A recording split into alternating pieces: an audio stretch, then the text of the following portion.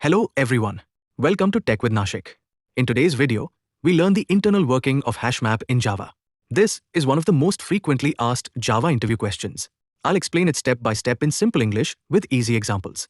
So, let's get started. Before understanding the internal working, let's first understand what a hashmap is. Hashmap is a collection class in Java that stores data in key-value pairs. For example, 101 is the key and John is the value.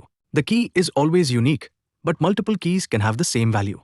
Hashmap is very popular because it provides very fast insertion, searching, and deletion.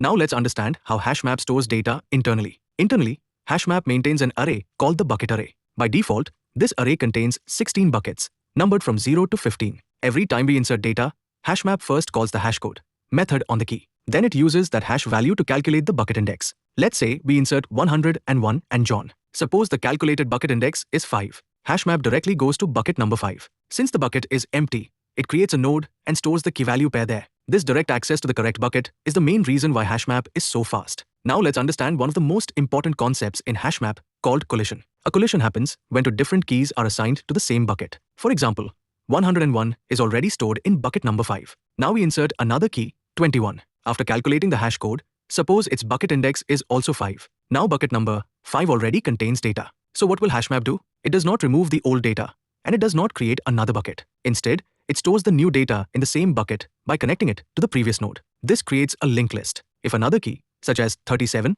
also goes to bucket number 5, Hashmap simply adds it to the same linked list. In Java 8, if a bucket contains more than 8 nodes, and the total bucket array size is at least 64, the linked list is converted into a red-black tree. This improves searching performance from O, N to O, log N. Now let's understand how Hashmap retrieves data. Suppose we call get 101.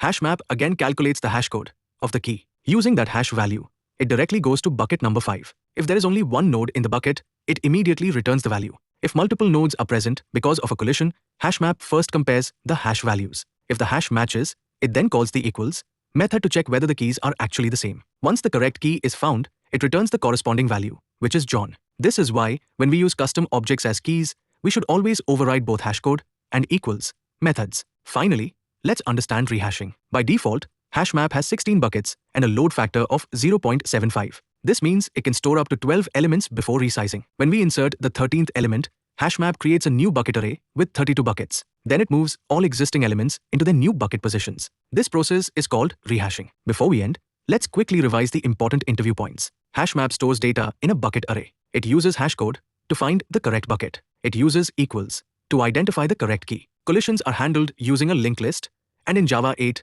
large linked lists are converted into a red-black tree. The average time complexity for put, get, and remove is O1. These are the key concepts every Java developer should know for interviews. Thank you for watching. If you found this video helpful, don't forget to like, share, and subscribe to Tech with Nashik. See you in the next video.